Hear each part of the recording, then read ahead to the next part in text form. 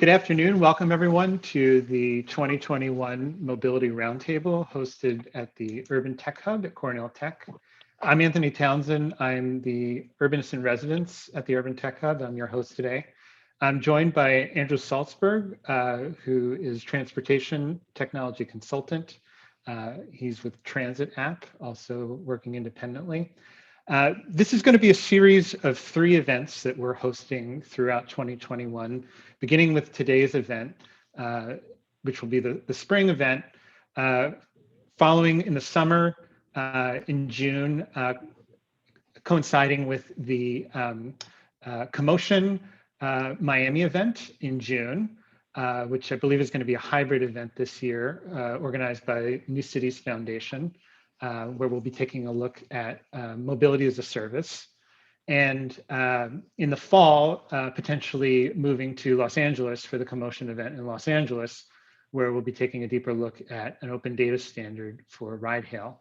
Today's focus is actually going to be on my work, on my book, Ghost Road, which looks at the future of automated vehicles, and particularly the impact that automated vehicles could have on urban mobility markets. But before we do, I'd like to turn the floor over to Andrew to talk a little bit about our vision for the series and what we mean by this concept of digital mobility marketplaces and why we think it's important to host this series of conversations. So Andrew, I will bring you to the stage. Thank you. Great. So yeah, it's great to be here. Thank you, Anthony, for inviting me and Cornell Tech for hosting. I think it's a really important topic, and Anthony highlights, I think, really some of the important issues around mobility marketplaces in the book that I'm excited to hear about, and I'm sure you are as well. And I think there's a lot of trends that are happening as we speak that only get heightened as we get into the world of autonomous vehicles. So actually, if you want to go back to the slide and do that first one, just to define some terms around what mobility as a service is. Because for many people who spend their time working in the transportation space, this may be a term you've heard ad nauseum, maybe a little bit more than you'd want, but for some of you I know are not in the transportation world, this may be something that's a little more novel. So we tried to lay out some terms up front. But essentially, I think what's happening when we think about mobility as a service is that an increasing share of how we get around urban areas is being digitized and being mediated through apps or interfaces of all kinds. And I think there's a lot to be optimistic about what that might do for transportation. So just to be clear on what we think about when we think about digital mobility marketplaces and mobility as a service, one level on the right, it's a bit small, maybe hard to read, but to think about the different layers that are involved here. One of them is really just the informational layer. So can you even find out about the existences of different services that get around cities? So can you know when your next bus is arriving or where the next Uber or Lyft are? Or how much you might actually have to pay for them, or how they connect to each other. That's an informational layer that we're seeing actually a lot of progress in. I'll talk a little bit about that on a later slide. And public transport industry in the United States has actually really been the leader on some of the open data standards that have made that possible. So that's just the information layer. And obviously, like Anthony said, I work at an app called Transit, which is one of the apps that does this kind of work, I think, pretty well, and lets you find out what services are available, not just in transit, but across a range of services and put them together to plan your journey. The next layer that gets, these go kind of increasing levels of complexity, I would say, but it's not just that you want to find out where services are, you want to actually be able to pay for them. In the old days, I'm old enough to remember when we used to pay for transit using tokens. We're long past that, but we've gone through various iterations of magnetic stripe cards in New York, but now slowly moving to smart cards and increasingly a wider variety of Apple Pay, Google Pay, or mobile ticketing. And all of that has actually been accelerated through COVID. And there's a whole bunch of really complicated pieces of how you are or are not able to pay for your ride and where you can find it. But that's kind of the deeper layer of MOS that goes one level deeper. And then one thing that's talked a lot about when it comes to MOS, many people want to think about sort of a Netflix for transportation, and the idea that you would pay a bulk price for all your modes of transport on a monthly subscription basis. And the idea here from some people is that if you want to get people to give up their car, you have to give them some equal level of certainty that there's always going to be a ride available, even if they're not, if any individual mode is not available, you want to kind of bundle those up and have someone be confident they can always get a ride that they need when they need it. So these are, I think, in sort of the optimistic framing, these are the various levels of what mobility as a service might look like that are becoming increasingly possible as more of our transportation information and ability to interact with the system is going digital. So you go to the next slide. Just to give you a flavor of the different kinds of things that go in here. On the left, you're seeing an increasing variety of modes of transportation that are delivered on demand. So, obviously car share, if you go back to the zip car era, which is sort of early 2000s, is one of the first people to sort of use the web to allow you to book and share a ride. But since then, we've seen all kinds of things from Uber and Lyft to bike sharing. This slide is actually a few years old, so it doesn't have things like scooter share or microtransit that Anthony talked a lot about in the book. But this mode, the diversity of modes of transportation has grown a lot. And if you read the book and you think about what autonomous vehicles might do, this might just continue to explode into a greater diversity of modes of travel. So on the one hand, we have that. On the right-hand side, we have ways to pay for it. We have customers in the bottom. And in the middle, we're sort of thinking about what's the platform that actually allows all of this to happen. So this is kind of the general mobility as a service dialogue. And I think the general gloss, if you read stuff about mobility as a service, you pick up the first few Google results, you'll find a lot of very optimistic, positive stories about how this is going to change the world. I think if you've been following along, this term originated maybe 2015, 2016, kind of picked up steam. I think in some sense, we're in a bit of a trough of despair around mobility as a service. I think there's some disillusionment with whether this will happen and how it will happen. And we can talk a bit more about that. But I think this is kind of the frame that we're starting with. So I want to talk about how we make this happen, and not just make it happen, but make it happen that tries to get the most positive impact out of this. And I think, as Anthony will talk about, there are ways this could go well, or maybe some ways it could go less well as we start to rely more and more on apps for transportation. We go to the next slide.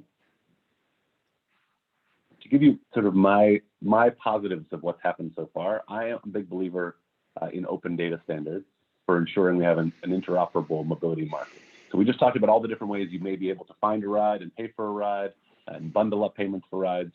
But it's not the case that necessarily every operator, whether public or private, always wants to work in this happy, interoperable, transparent way with each other. But one of the ways that market has sort of moved to more openness and interoperability and transparency is through data standards.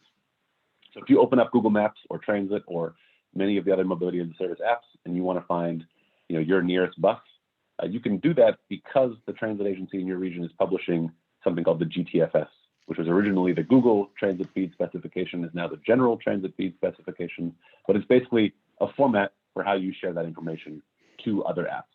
And that's been a big success. It's almost universally adopted across North America. And that was 2005. And about 10 years later, as bike share started to become more common, there was a desire to have a similar standard for third-party apps to be able to find your nearest bike and scooter, et cetera. And that actually was another fairly successful standard that's been adopted by a wide variety of private operators. Not everybody, but increasingly common. And most cities that have bike share or scooter share programs actually require it from their operators.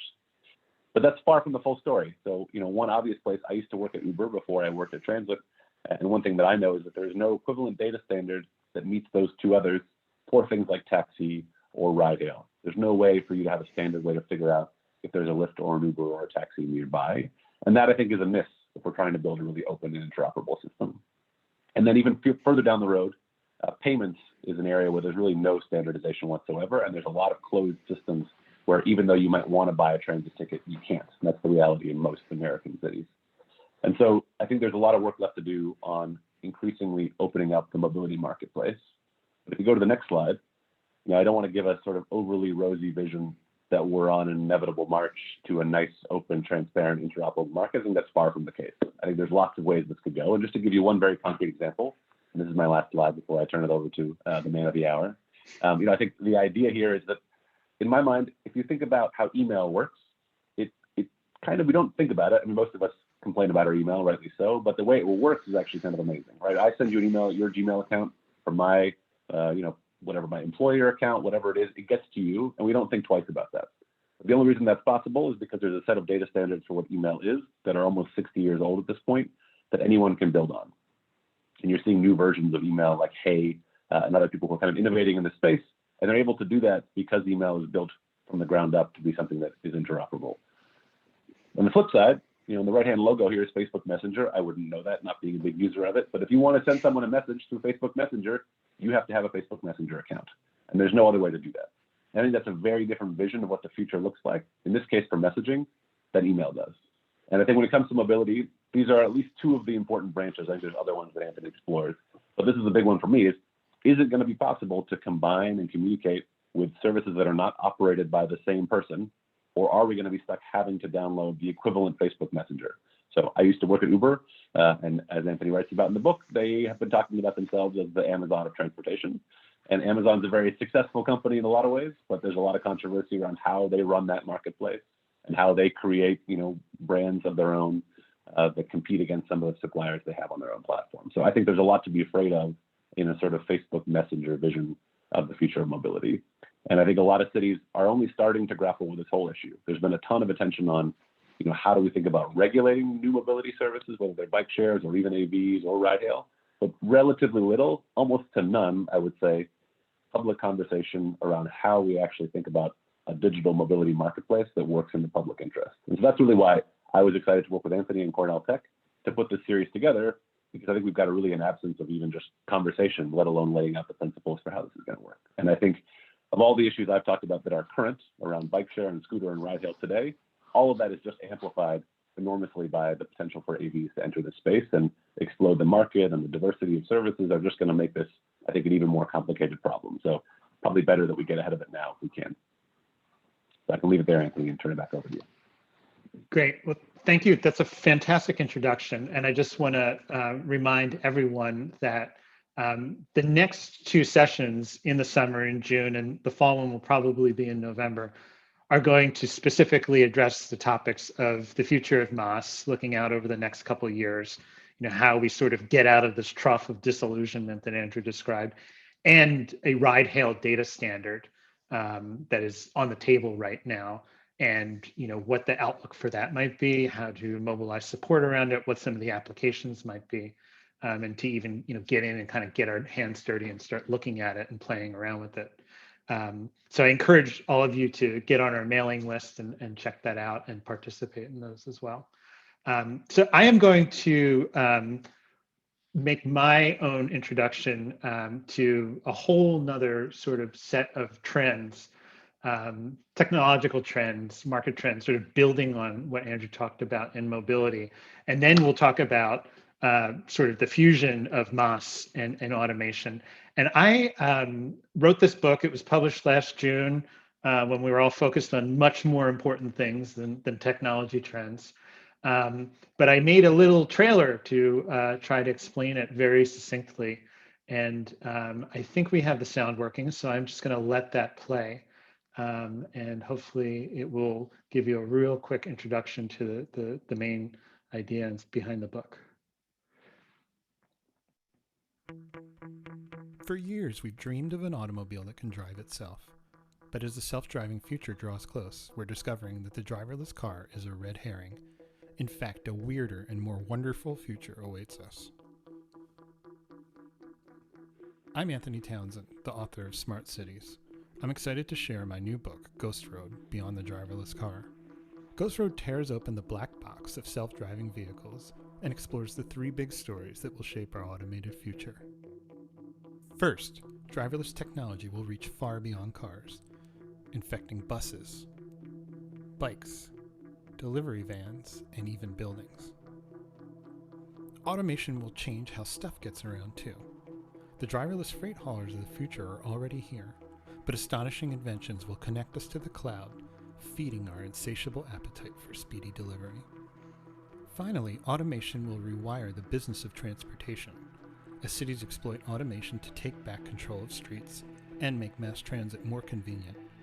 But will it be enough to stop Silicon Valley's automated armies as they build a mobility monopoly more fearsome than we've ever imagined?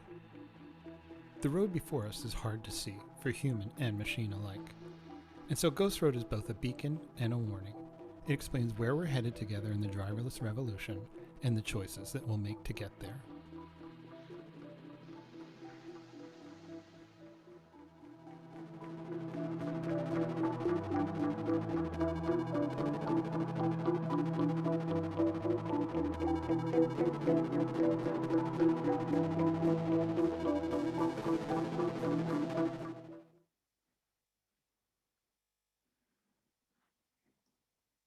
So I hope everyone was able to at least see some of those images, despite the fast cuts and the lagging network lags. But really what I wanted you to take away from that was these three big stories about the future of automated mobility. Specialization, the idea that we're not just thinking about driverless cars, that all of the kinds of vehicles that are operating on city streets right now, and all the new ones that are being rolled out as part of this mobility revolution that Andrew started talking about, scooters, bikes, delivery vehicles as well, are also going to benefit from automation. That delivery and cargo may be one of the early killer apps. I wrote this before the pandemic. The pandemic kind of accelerated us 3 to 5 to 7 years into that future before passenger transport.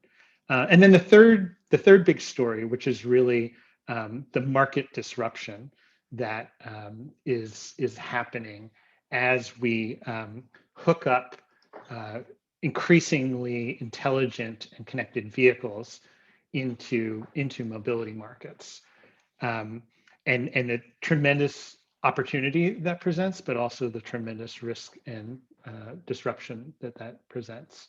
And that's what I'm going to talk about today, because that's really where I think mobility as a service and automation kind of come together in the most interesting way. As I thought about this when I was writing the book, my starting point was really kind of like a prescriptive one. So, a lot of people in the space have been very excited about what's called shared mobility, right? The idea that,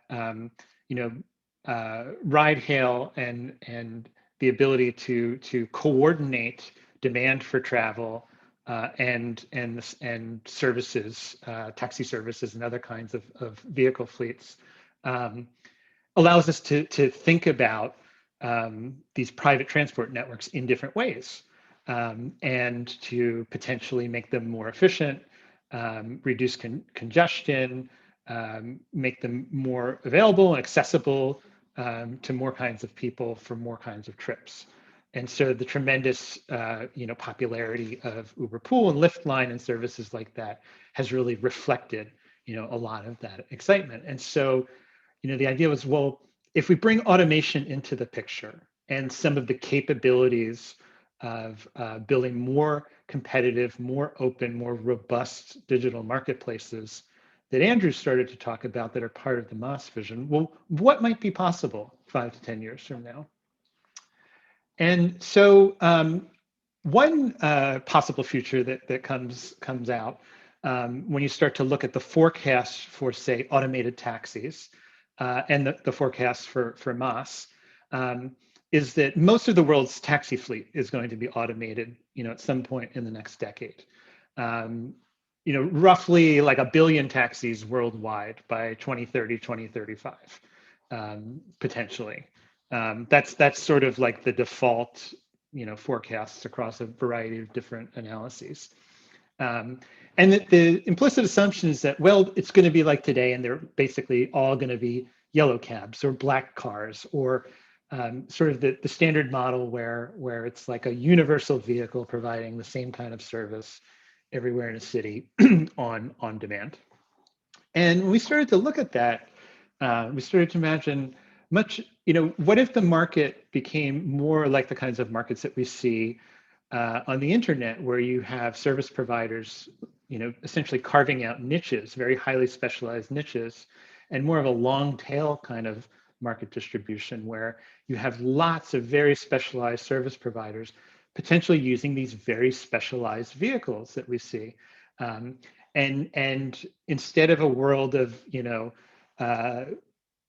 sort of black robocabs roving around the city that are all identical pod cars, that in fact you have many different kinds of on-demand automated taxis available that perform very specialized services for groups that have very specific kinds of needs. So what you see here in this mock-up is a visualization of a future taxi service where the benefits of automation have been harnessed not necessarily to reduce the cost of the trip, but to make it possible to pay essentially a crew person to assist riders, in this case, people who have medical needs that they need, assistance with. And so this is essentially, like an elder care taxi. And this woman, rather than being trained as a driver, may have some basic medical training. She may be a social worker. And so she's providing all kinds of value. And this isn't necessarily about kind of a race to the bottom. It's instead about creating a better service that really is mobility plus something else. And there's, all different kinds of versions of this for kids, or maybe subsidized rides to grocery stores in food deserts. And a lot of this was riffing off things we had already seen ride-hail companies doing as experiments. Taking it a step further, we looked at the boom in driverless shuttles. There's been hundreds of pilots around the world of these driverless shuttle vehicles that carry anywhere from like 8 to 12 passengers. Shuttles are, very popular. Employers in many parts of the country, particularly on the West Coast, have been using these to move workers from places where they want to live to places where employers are located. And we imagined sort of like a kudzu-like growth of these private driverless shuttles in cities around the world, but in a very unplanned, almost the way that like informal transit has spread, but sort of from a top-down perspective. And we started to think about, well, what if you could combine that with the digital layer that MAS provides for coordinating demand and routing of vehicles, and also some of the tools for verifying identity and trust. And maybe it would be possible to cobble together a sort of mesh of these microtransit vans by combining private lines. And so rather than having these vans pass you by, even though they're going in the direction of where you want to go, as we saw in the last slide, that you might be able to cobble, or your route planner, your MAS-enabled route planner, could cobble together a trip across a network of crisscrossing private van lines, some of which, might be ones that you're allowed to travel on, say the Cornell Tech shuttle, and some of which normally, before this system, you might not be allowed to travel on, like say the Citibank employee shuttle. But because you're part of this system and these providers have opted in, you would become a trusted person allowed to get onto that system. And so, you, the student with your backpack and your hoodie, are able to, get on board with the suits. And then while they might be, a little ill at ease, they're accepting you, and you're able to make that ride. And this, of course, has all kinds of benefits because it's, it's filling more seats in these vehicles, and it's keeping you out of other more carbon-intensive modes, and it's shortening your trip, and it's performing all kinds of great functions. And then, we even imagined a sort of infrastructureless twist on this. Why not just allow the shuttles to dynamically figure out where they're going to make the transfer points and swap passengers at the most convenient place rather than relying upon a fixed network of transfer points.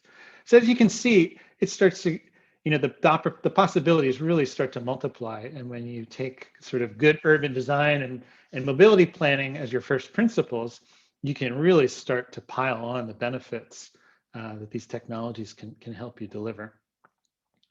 And then I may have, this is my favorite picture of the whole series. This is actually part of a set of scenarios we did for Bloomberg Philanthropies a few years ago. Of course, the young mother picking her child up early and having some time to spend because she didn't have to make a whole bunch of transfers on the public transit system. She was able to hop these rides across the city on the private transport system, the microtransit mesh. Now, of course, this is all sort of pie in the sky. None of this stuff exists. We were trying to imagine a better future. And as I started to think more about this, I realized it's sort of a much bigger story.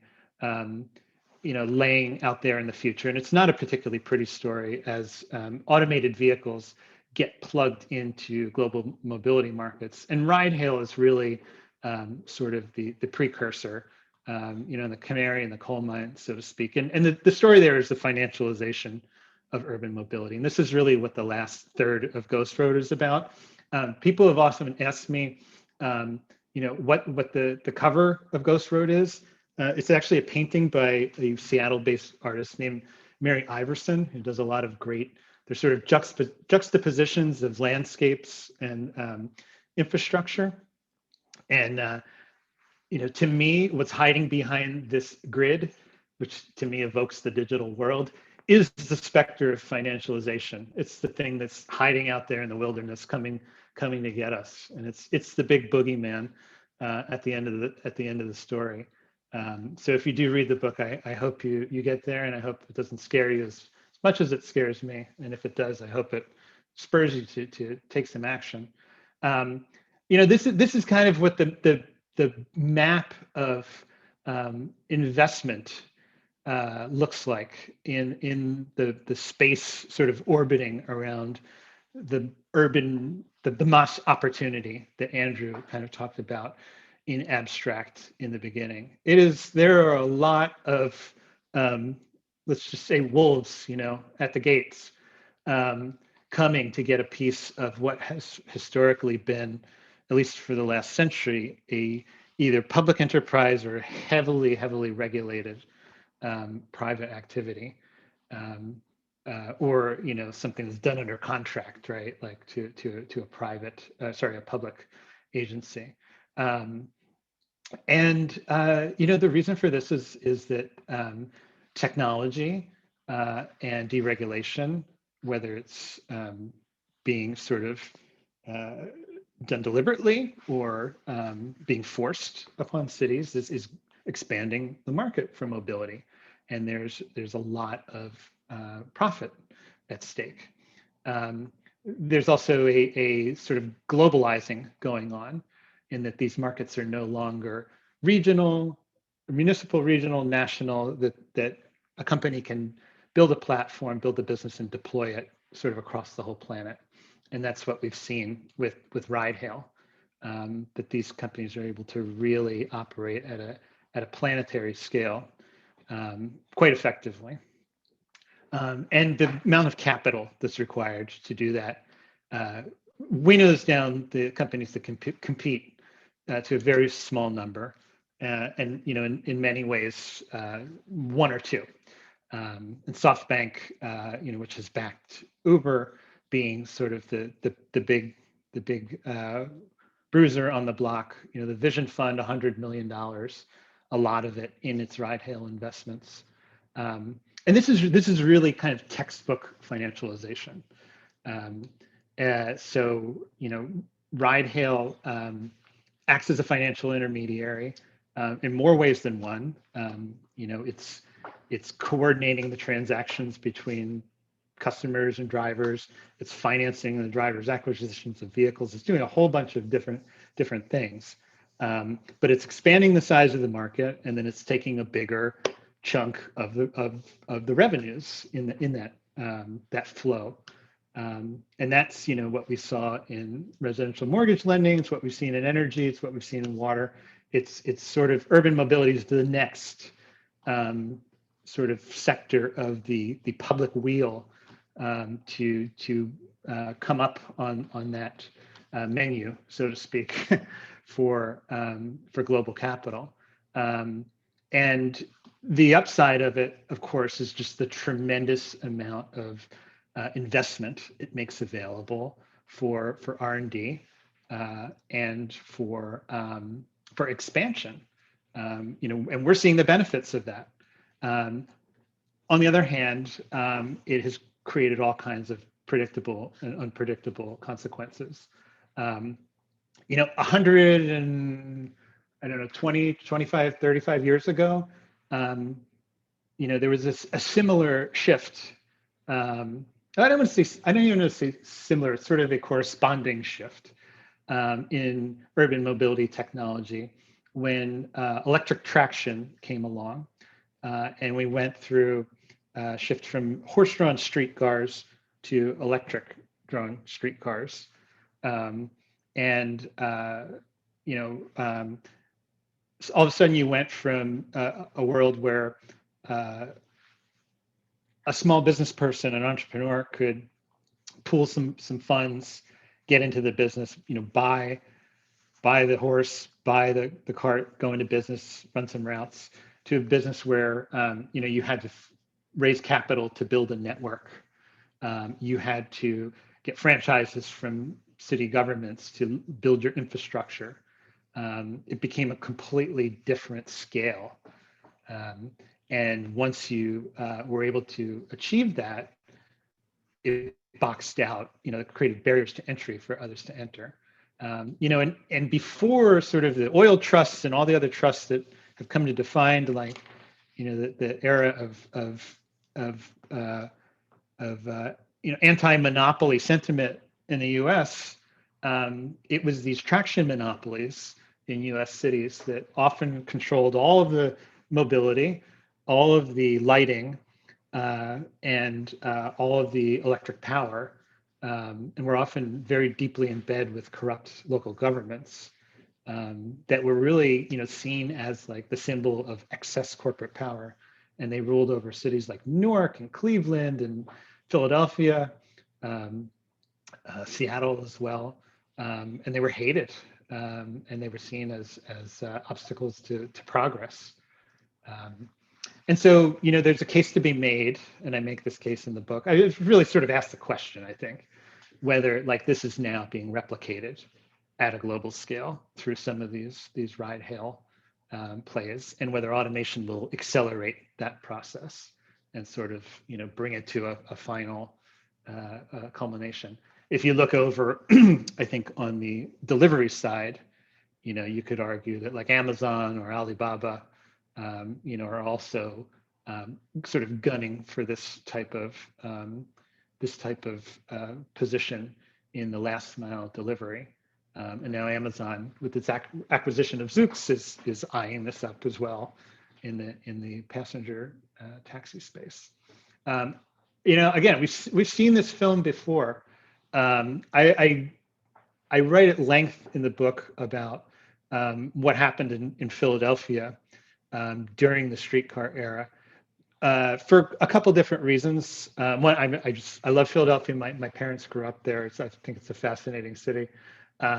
But because Alfred Widener, who was the sort of tycoon of the Philadelphia Traction Company, was the first person to introduce a very interesting ticketing innovation into North America, which I subsequently discovered originated in Paris, actually in the 1830s, in the omnibus network, which is the free transfer. And it was the free transfer that was actually key to the Philadelphia Traction Company, his company, beating out its rivals and establishing its monopoly, stealing ridership away from other companies, and allowing him to sort of take control and kind of become the traction baron of Philadelphia. This is sort of like mobility as a service version 0.1. And I was actually able to dig up this on eBay this morning. This is a transfer stub from Philadelphia Traction Company at the time. And this is the reason I bring this up is, one way of looking at MOS is it's just really fancy ticketing. It's the ability to whip out your smartphone and buy a ticket that'll work, for your whole journey, pay for it once.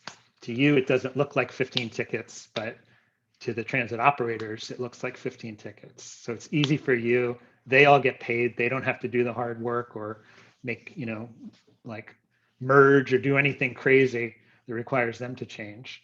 But it certainly gives them new opportunities for business. And this is the same thing. When they introduced the free transfer, it really set in motion the consolidation Philadelphia's streetcar network, and then it was widely copied elsewhere around the country. So I think, looking at MOS is like, oh, well, that's just sort of like a consumer experience thing. No, it is a catalytic change that has the potential to change the entire market structure, depending on what it unleashes. And it needs to be appreciated for that. We couple it with automation, and it could really produce some incredibly rapid and destabilizing changes. I'm going to skip this slide just because it's a little bit of a red herring. This financialization process is, I think, what worries me the most about it isn't the fact that big banks are going to make a lot of money, or that even a couple of monopolists might come in and for a short period of time dominate the market. I think we have the tools to fix those things.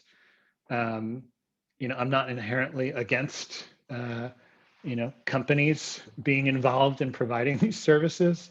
What I'm worried about are bad actors coming in, and I'm worried about incentives that make people do bad things, just by going about living their daily lives, and how those add up to systemic effects. So, I kind of spent a lot of time exploring these nightmare scenarios and filtering out the ones that weren't crazy, the ones that were actually probable or even plausible.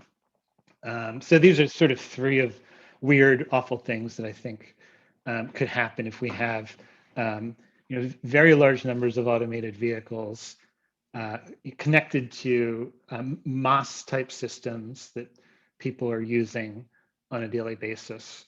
And you have to also factor in the fact that a lot of the buying and selling of mobility services in these markets will also be automated. So, if you're taking a ride in an automated vehicle, you're not going to book a parking space for that vehicle. You're not going to book a lane for it on the freeway. It's going to do all that on its own. It may ask you, how much money can I spend? How fast do you want to get there? How much carbon do you want to burn? But it's going to go negotiate all the details of that on its own. So there's a lot of this stuff is going to be happening sort of below the surface. So you may get things like bidding wars over street space, where for some reason in my mind, I think it's because I live in New Jersey and I cross by here all the time. I think about the approach to the Holland Tunnel in Jersey City, and just massive queues of cars that back up at various times of day trying to get into Manhattan, and the jockeying between vans that are bringing in equipment and contractors that are going into work sites, private vehicles. You can see wealthy people, you can see what look like working people, sometimes school buses heading to field trips. There's just a whole hierarchy of different vehicles.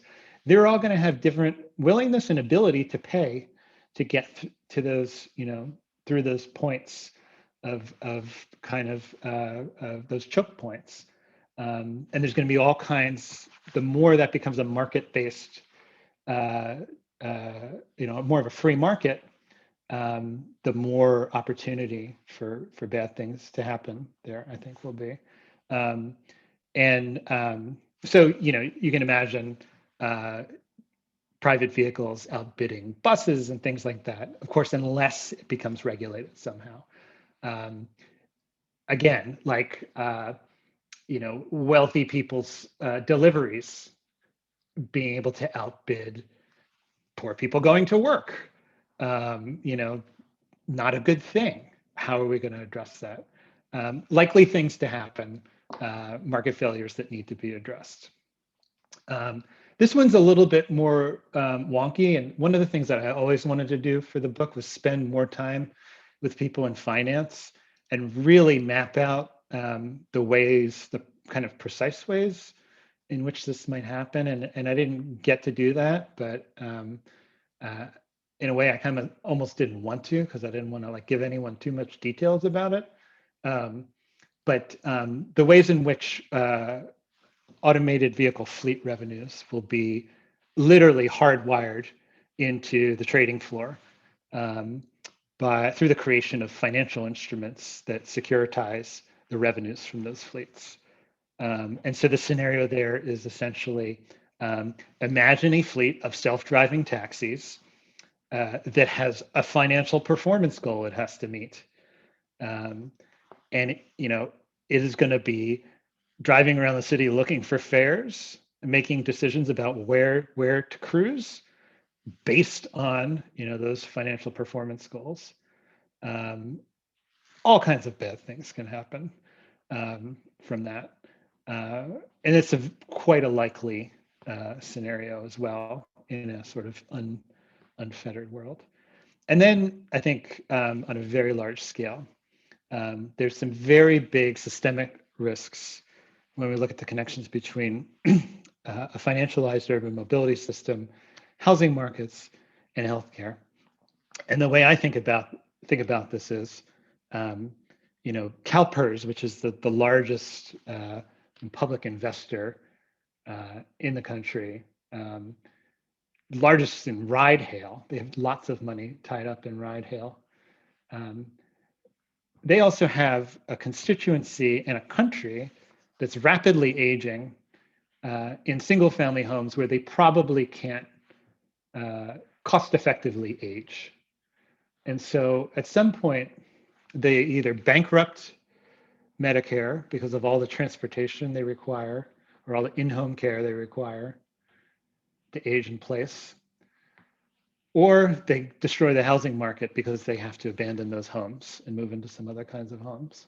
So there's a real self-interest in developing AV-enabled aging in place for these people that sort of keeps the system afloat. I don't know how that all plays out, but it seems to me to be a bit of a deck of cards. And so,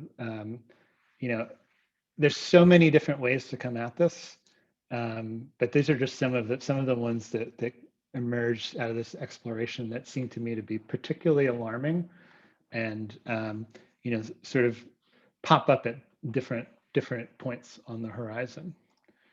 For people that care about cities, I think there's some more kind of near-term bread and butter kinds of forces that might start to be detectable and be felt, that are going to sort of start to influence location decisions and influence travel behavior that in ways that really impact like where things happen and where we might want to put things and where we might want to guide investments. All of this is, of course, potentially subject to revision post-pandemic.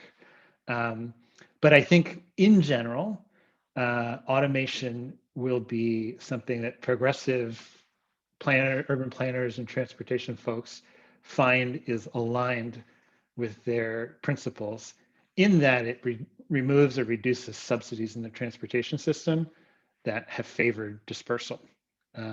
It's going to apply a market, sort of economic logic to distance. And we've seen this with ride hail already, that sort of favors the center. I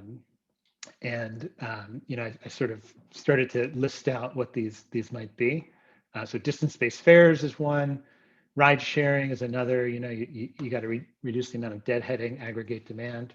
Service footprints. This is, again, we've seen this with ride hail. Also a little bit with same-day delivery. Delivery speed is a big factor. I have figured out that I live downstream of an Amazon, one of their local depots, and there are, a certain number of items that I can get in under an hour because I'm at the top of that delivery route, which is pretty remarkable. And I've been wondering if like people are going to start like putting that in home listings, like near Amazon. Higher throughput in the core. So automation is, throughout history has made cities more efficient. So, if you can move more people and goods through a city because of automation, you are going to increase the value and intensity of use in that land. Elevators are the best example of that. So, you know, everything that has been done to automate elevators has increased the value of central business districts manyfold, and this is just another example of that. The forces, of course, favoring dispersal. You know, if you're not driving, just a tremendous reduced opportunity cost of travel. I write at length in the book about the research that shows that how many people assume we're going to use that for work and include that in policy analysis calculations around AVs, and how little the actual survey of human beings says that. Most people say they're going to sleep or watch movies or text. So it will, you know, remain to be seen. You know, core rents rising. Again, this is sort of the flip side of number 5. You know, if cities become more intensely used, they'll get more expensive. And then near zero shipping costs. This is another development that could accompany mass automation and would, you know, potentially push some kinds of activity out of the center, and something that I think we saw quite a bit of last year. So that's basically my take on you know, the link between automation and mobility markets.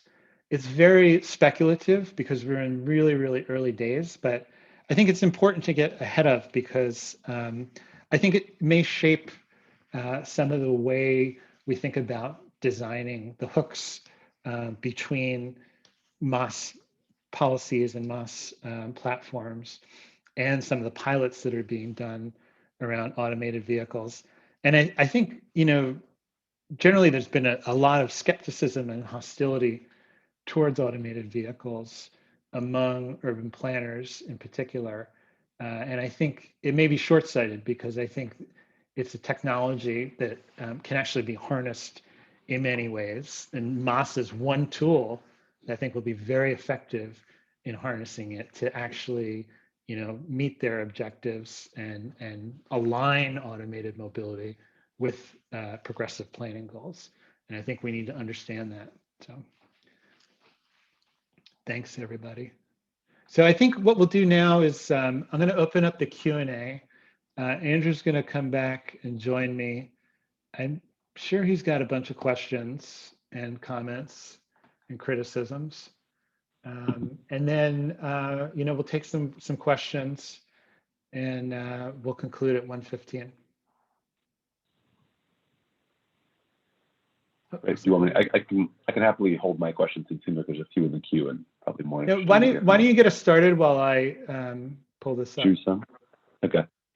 Yeah, I think it was great to see you presented, having read the book, and I think your point about mobility as a service, you mentioned not just being I like the example of the Philadelphia free transfer being in some ways a sort of simple consumer trick, but ultimately a key to restructuring the whole system. I mean, I think about that in the mobility as a service context. You know, one of the things that I know from my experience having worked at a mobility operator is there's a lot of resistance to having the ability to book and pay for your rides be done in a third-party app. I think there's a lot of desire to have full control of the consumer all the way through, and sort of have a vision of mobility as a service that is a one-stop shop. I think, Anthony, in the book you have a reference to saying, you know, companies don't really want an open bazaar. They want to shop. They don't want apples to apples comparisons you're able to make. They want you to be able to only compare Uber's apples to Uber's apples, right? It's a much more happy place if you're the controlling entity and you control the consumer relationship and kind of dictate that all the way through. And so when sometimes I hear people think about mobility as a service, kind of a superficial thing, I think that's sort of belied by the fact that some of the operators who know the most about how these things work are most resistant to having that interface move to a third party. So I thought that was interesting and important. I think kind of speaks to how what the front end interface for consumers actually looks like can have a really meaningful impact on how the whole thing fits together in the long run. And I think if I think about it from the city's perspective, I think there's not a lot of great models. I think right now the sort of models on offer are Uber or Lyft or Didi or whoever run the whole system, or we've seen some examples, and you highlight some in the book, of kind of commissioning third parties to build a public version through kind of RFP procurement of software. And I feel like that public software procurement process hasn't yielded in some ways you have to make the thing compelling enough for people to actually use it. And I think some of those publicly financed examples haven't got off the ground because they haven't had a great enough user interface to kind of steal people back. So you've kind of been stuck as a public agency between a rock and a hard place on the MOS front, where either you're just leaving it to the sort of freewheeling operators run the platform, or you're thinking about, well, how do I commission an alternative? But a lot of times those alternatives can't really compete in the marketplace to draw users over. So, I work at Transit. We're trying to build a third way where we have sort of publicly endorsed but privately run MOS, and maybe that's one answer. But I do think this question of, yes, if MOS is important, what do I do about it as a public agency? And I think we're early, as you point out, so that answer is not obvious, but I think it was good to hear you talk about that, because I think that's something that agencies are starting to think about and wrestle with. Yeah, I mean, it was funny. Probably the hardest part of writing the book was explaining MOS in a way that, my mom could read and understand. Yeah. And I've been following this since it started. I've been in transportation for 20 plus years, and I really, really struggled with it. And so what I did was I went back to sort of core principles, and I deconstructed it word by word. Right. And one of the really revelatory parts of that was the distinction between mobility and transportation. Mm-hmm. And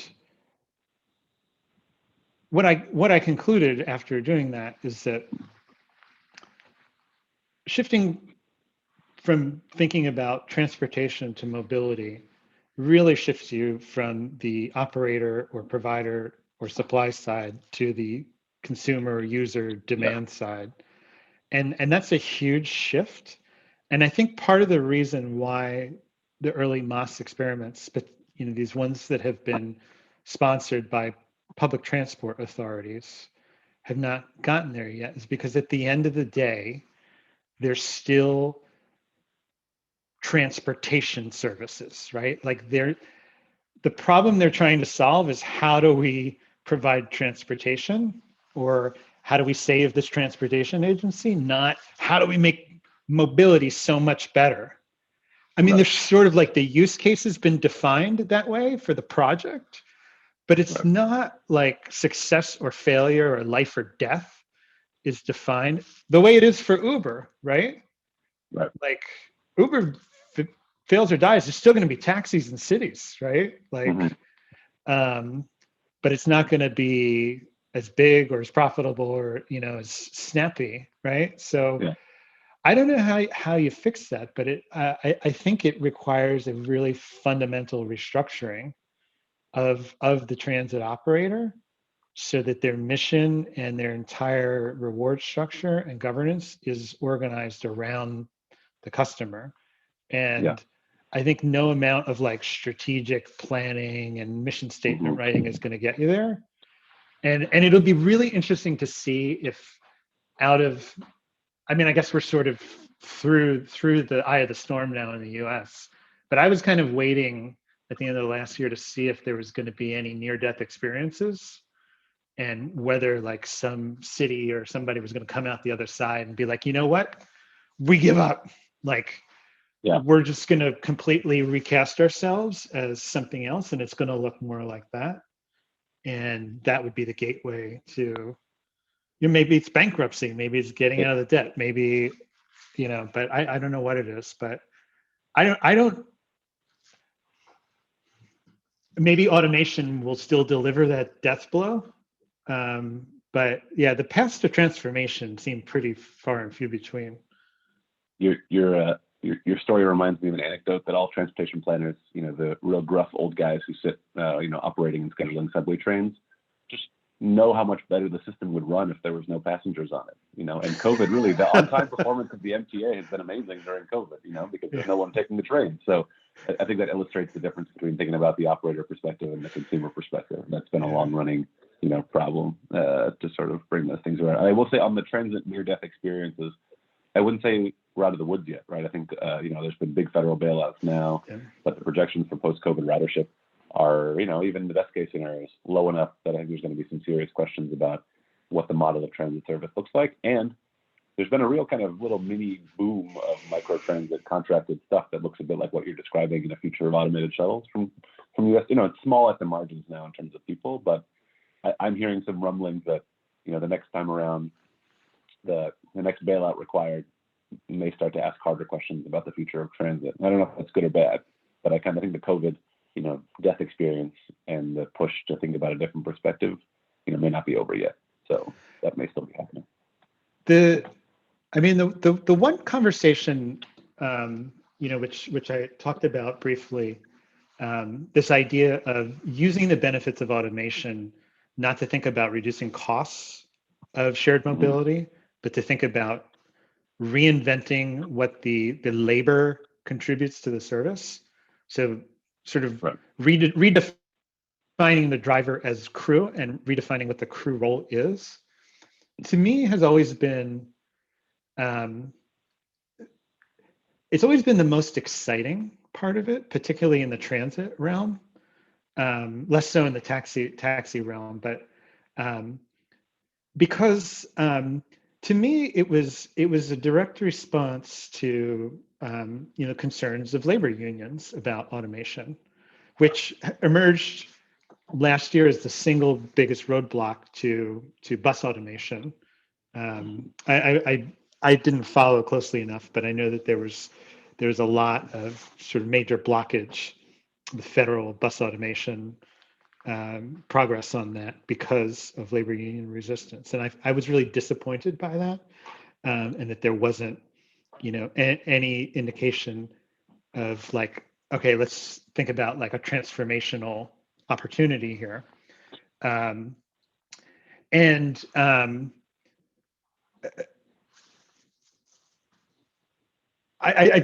think,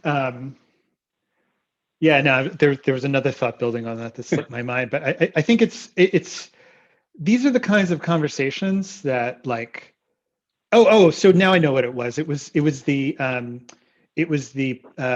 police reform discussion that came out last year as well, because there was also an element of that, like, if you're going to need new kinds of intervention points for social services, one of the biggest concerns about bus automation was safety, and all the people that we heard pushing hard for bus automation were men, and all the people who were saying that's crazy were women.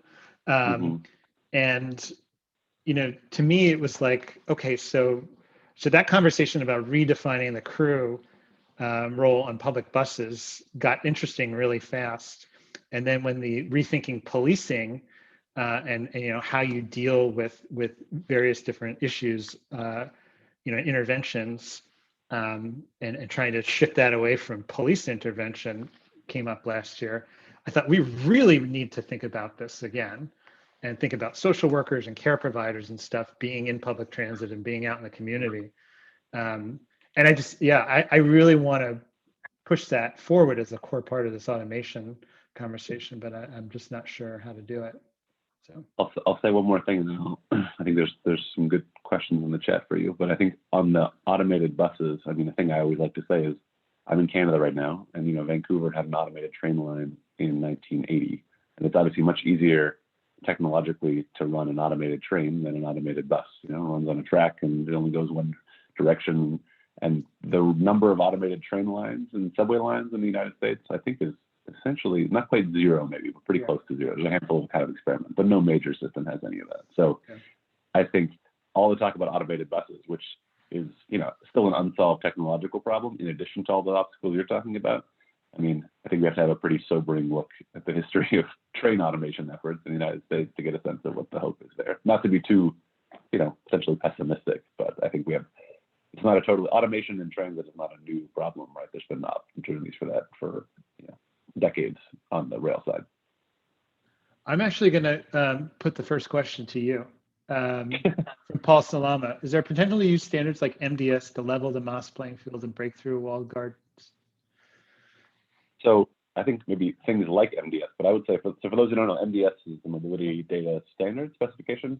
It was created by LADOT a couple of years ago, and has been really, a much greater level, fine-grained level of detail that public agencies are getting from operators, primarily in the beginning around scooter and bike share, but increasingly extending to like taxis and ride hail, and was originally conceived to think about data from autonomous vehicles.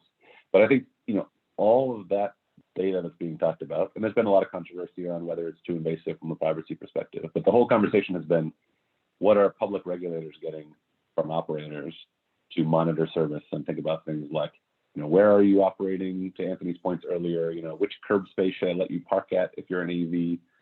But as far as I know, that standard has really not dealt at all with what are the operators giving to consumers in terms of how are you displaying prices of your ride, and how transparent is that kind of consumer-facing part of the marketplace. So one of the things that we're going to talk about in this series, including the next event and beyond, to me is really beefing up the conversation on the other side in terms of how do public agencies and people concerned about the public interest think about data standards or passing information from mobility services to people.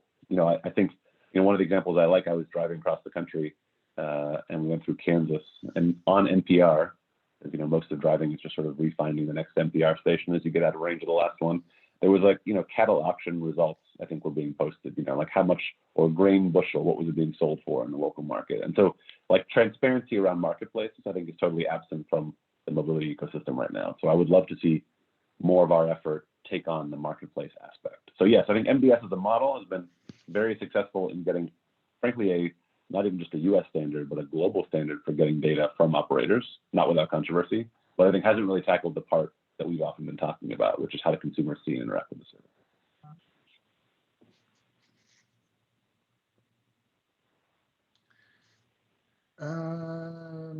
What other questions do we have?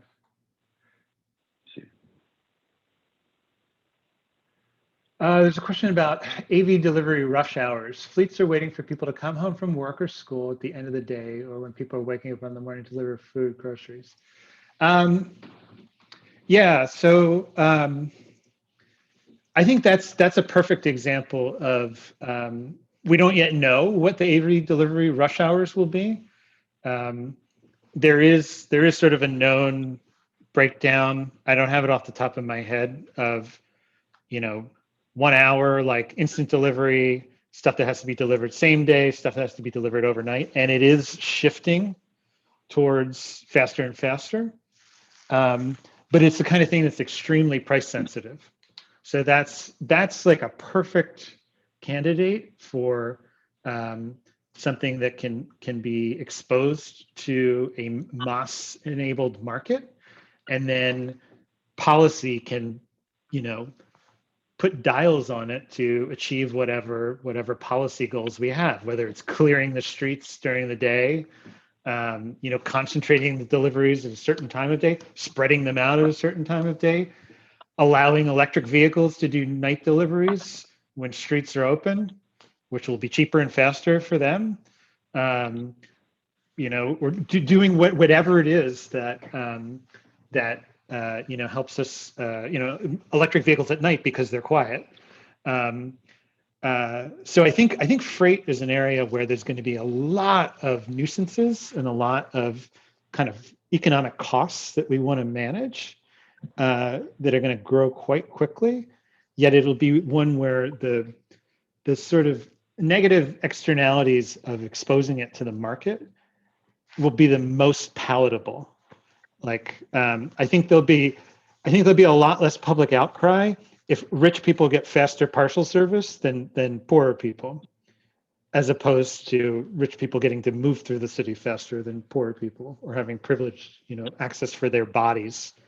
So I think it'll be a place where we'll be able to kind of take the safeties off of really, really open kind of driving innovation through these digital marketplaces, and letting automation, link up in very open, clever ways, and then taking the best of that maybe and pulling it back into the passenger space.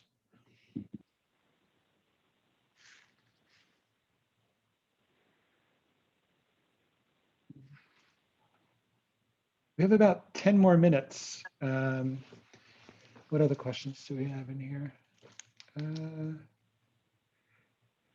Are there ways to retool the existing public transit systems, or are we building all new transit networks?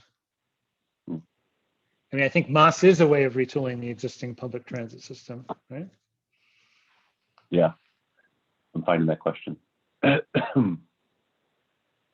Yeah, I mean, my hope, I mean, I think, so to Susan's question, I mean, Anthony, you talk about in the book some of the examples of the modeling that was done for Lisbon, which is a sort of very optimistic, I think, best case scenario in some way, or some of them, they have best case scenarios where we have a fully automated future where tons of rides are shared, and they actually find that it's more efficient to entirely get rid of what we think of as the bus.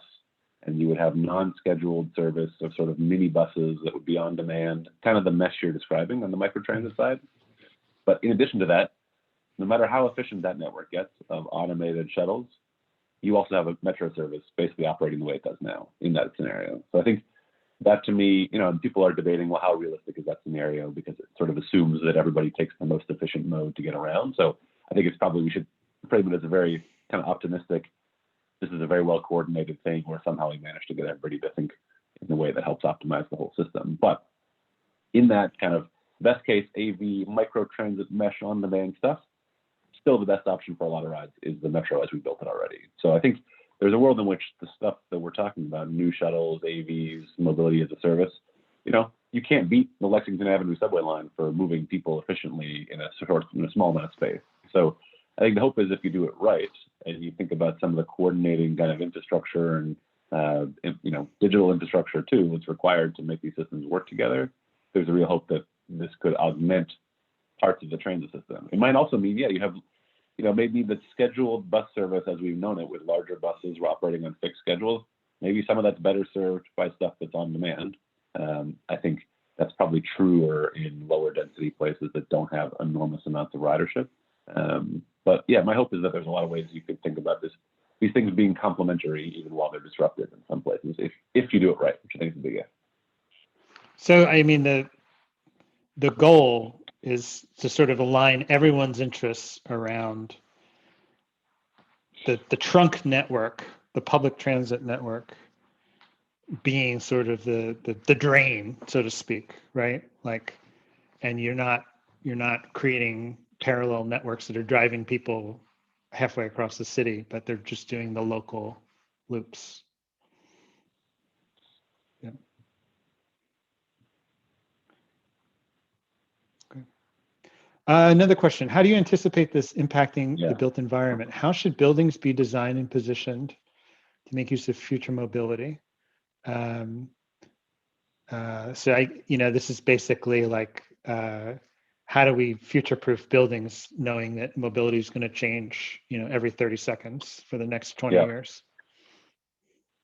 Well, I know I can go first if you want, but I know you have please. You have whole chapters on this part too. I think I would say I'm probably a little bit less. You have some optimistic pieces, Anthony, in your book about the forces of concentration, how this will help us to live in beautiful downtowns that are efficiently moved around, disproportionate benefit to denser areas. I don't know. I only read your book recently, so maybe it hasn't sunk in yet. I feel like I'm still in my mode of, if you make travel easier, and I think AVs do that to some extent.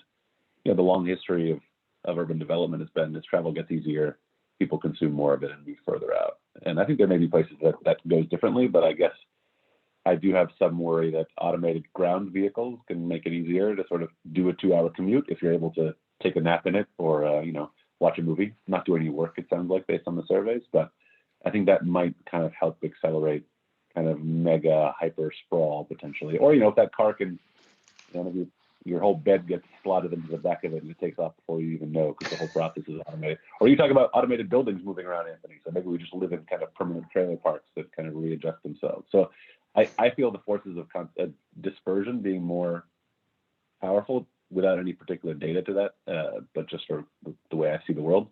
And so that's a worry, I guess, in terms of the built environment for me as someone who has a lot of reasons to like density and walkable neighborhoods, et cetera. And obviously you mentioned drones, but you don't talk much about air travel. I find the prospect of kind of automated urban air passenger vehicles, then there's 2 companies that produce that technology that just went public via SPACs recently. So there's lots of interest in the investor community in making that vision a reality, whether you're skeptical or not of whether it's possible. But that I think is kind of the same process on steroids, where now your potential to get 100 miles away much more quickly and live in a bedroom community somewhere further seems to be accelerated even more by kind of flying autonomous vehicles. So there's lots of different impacts to think about. But to me, at first glance, I think one of the ones I'm concerned about, I think for the obvious reasons, for those of you who are urban planners and urbanists, is the potential for dispersion and deconcentration. I more saying some of that, Anthony. Yeah, I was thinking about that question. Reminds me of a conversation I had with a fellow in Berlin. I guess this was like 2019. Who's a parking a consultant who worked with developers, sort of smart developers, in cities in Germany on parking, repurposing parking structures. So he sort of knew the parking business, he knew real estate finance. And it was so revealing because there were a lot of laws being passed in Germany at the time that were changing, the parking requirements for new developments, and also developments where there was any substantial like new capital investment going on in renovation or whatever. And it was all driving at creating mobility hubs, and really severely limiting the amount of parking and requiring other kinds of mobility investments. And where he had come to, and why I love this is because real estate developers generally don't care about very much except for the bottom line. They may have some other values and stuff, but they're pretty focused. They generally don't like to lose money on projects. And this guy's job at the end of the day was to make these things profitable and to make them more profitable than the parking lots they were replacing, which were already sort of failing businesses. People, because of all the other things going on in Germany that were working in mobility policy, the revenues on the parking lots were going down. So it was already sort of like a vestigial organ. And what he had come together was like, this is how you rethink in the developer's mind what was a totally useless, wasted box for putting cars in that you had to have to sell that building, is now a box that's going to generate all these different revenue streams from bike share, from, it's going to be filled with young people. We'll put shops in it. We'll rent the shop. I mean, it was just like, it was like a bonanza for them to turn this parking lot into this hub of activity. And it was really revelatory for me because just, to get to the question, their way of thinking about the built environment is, okay, what's this new module, this new product that I'm going to disconnect the parking garage and put this mobility hub thing in, and that the whole language around mobility hubs, that has started to spring up, and the business models and the package of services. And after that conversation, I started talking to young people in Berlin about it. They all know what a mobility hub is, they know why they would want one and why they would go to it. It started to make a lot of sense to me. And so mobility hub may be like a totally different thing in 10 or 20 years, have a different set of services, but it's still going to be on the same site where the parking lot was. It's still going to have the same building envelope. It'll probably have the same demands in terms of power, access, road access, et cetera, et cetera. But the services will continue to evolve. And of course, the digital layer will go through iterations. But yeah, I found that really, really fascinating. Just that the real estate interests will be the ones saying give us more of this because this is a cash cow for us. And it makes all the condos worth 15 times as much. Yeah. It was really surprising.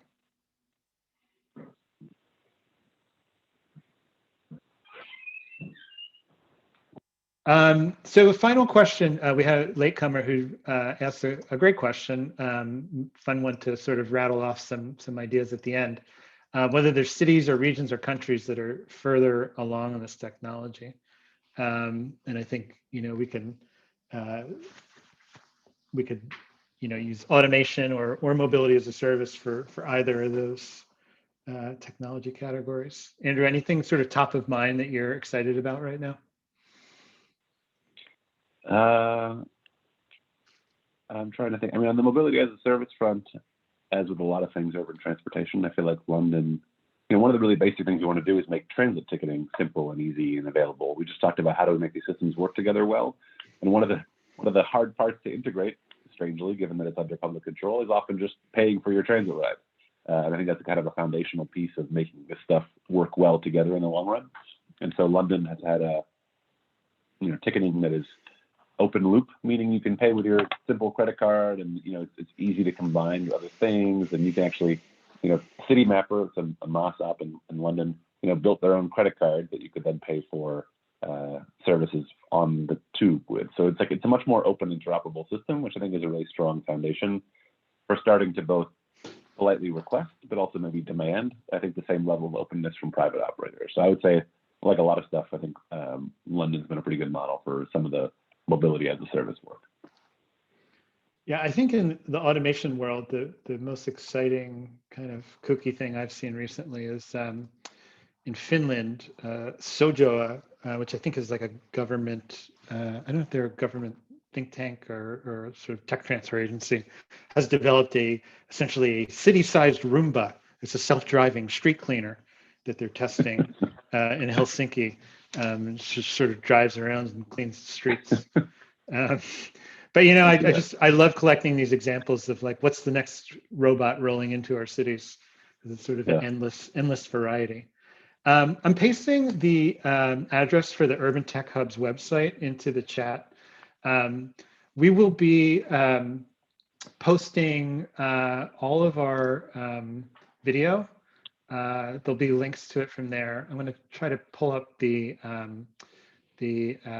address for our YouTube channel as well and put that in here, which we'll put up there. And I want to just thank everyone for joining us. The next event isn't scheduled yet, but it will be posted on the website in the next couple of weeks. It'll be in June. And then the third, and that will be the one sort of looking in more detail and depth at some of the ongoing MOS experiments, what we've learned from them, and some of the challenges that need to be addressed. And we expect to have some guest speakers for that event. And then in the fall, again, we'll be turning to a little bit more of a hands-on, in-depth look at this ride-hail data standard that Andrew mentioned earlier.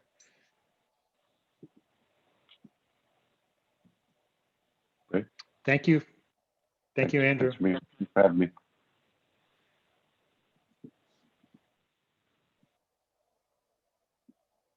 Thank you.